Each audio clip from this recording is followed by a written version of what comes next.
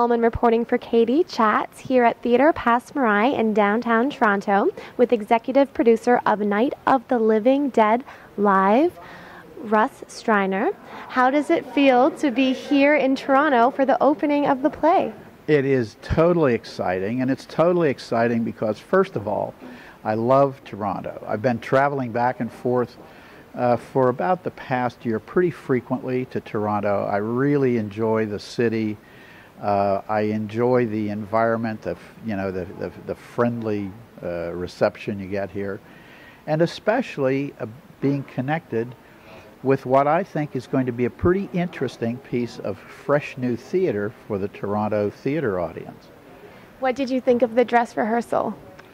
I absolutely loved it, and I'm not just saying that just to flatter you or the people who put it together. I have to say that it delivered on every hope and expectation that when George Romero and John Russo and I got together originally to say, should we authorize this group to do this in the first place? You know, Night of the Living Dead has become a pretty serious brand as far as a movie and the expectations that come with that. But this show just pays it off beautifully.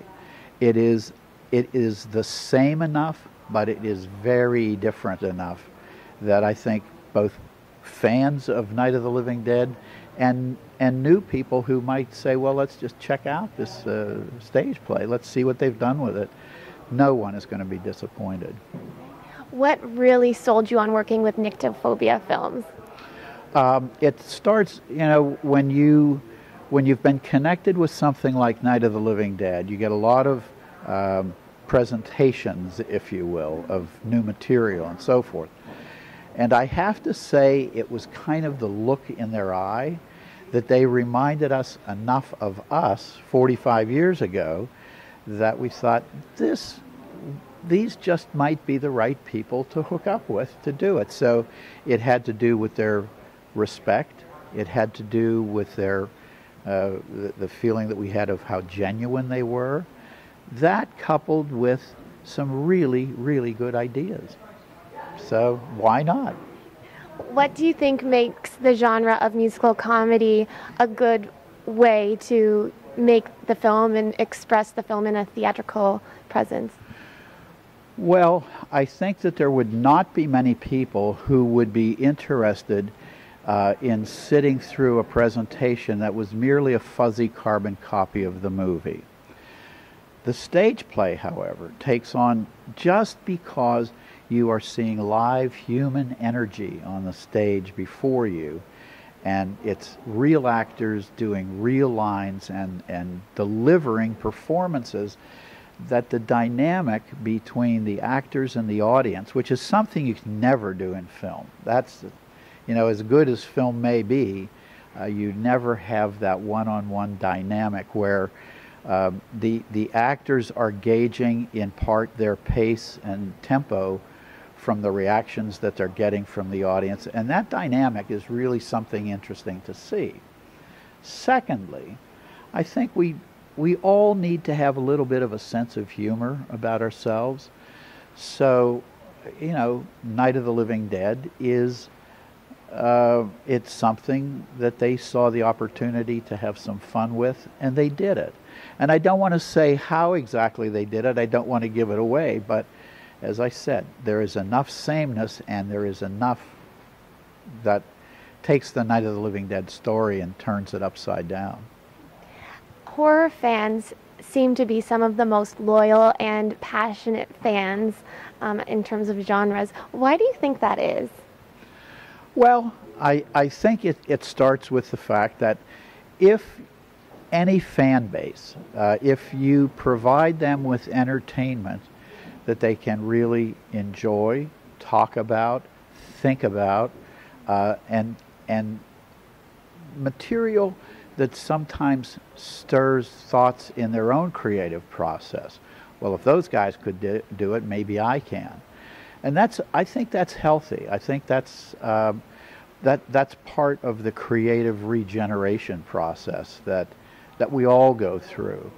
And I think that out of that came, you know, zombie films are, in terms of breaking into the business, a lot of people can do it. It's affordable, especially with digital production. And so I think people, well, you know, if they can do it, maybe I can. What types of audiences do you think will like the film, or do you think it's targeted towards everyone? I know it's PG as well. Yeah. So who do you think will love it the most? I don't know if I can say who will love it the most. I know that it won't disappoint anyone. I think that it will be a surprise to theater fans who would never dream of seeing something called Night of the Living Dead.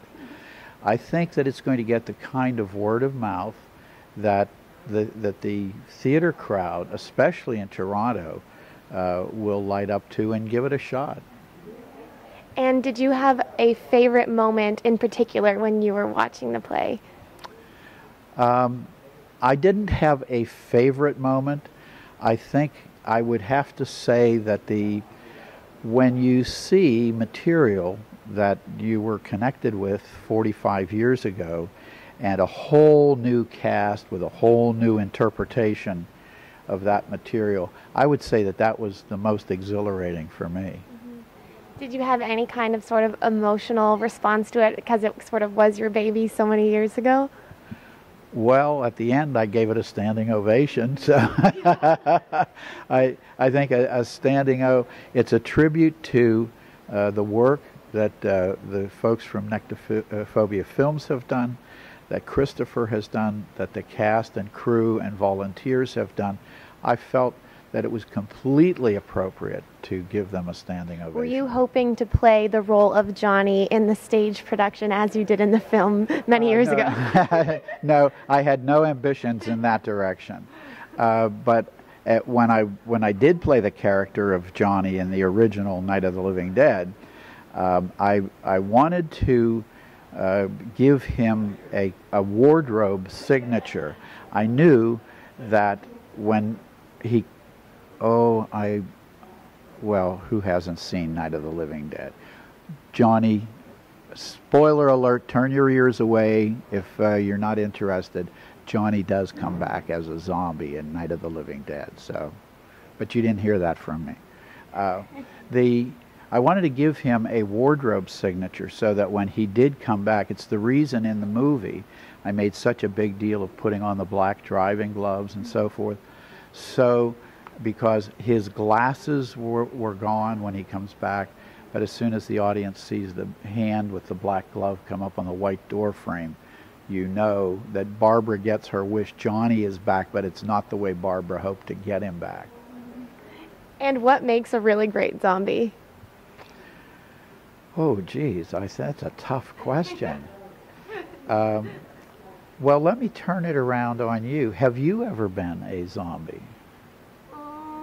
I have not been a zombie. Not that I know of. What? Well, why are you holding back? I have to say, and this is another tribute to Toronto. John Russo and I were invited last October to be the grand marshals of the Toronto Zombie Walk. I have never, ever seen such a turnout of dedicated people in great makeups. Somebody said the count was near 10,000 people, and there were another 2,000 people taking photographs of the people dressed as zombies. That was actually pretty impressive. I mean, but what makes a great zombie? I think it's, again, originality. You know, what do you bring to the party? It's the, adult Halloween. But what makes a great one? I don't know. And having so many, like the Zombie Parade in Toronto and so many sort of supporters, do you think that helped make Toronto a really good place to do the play?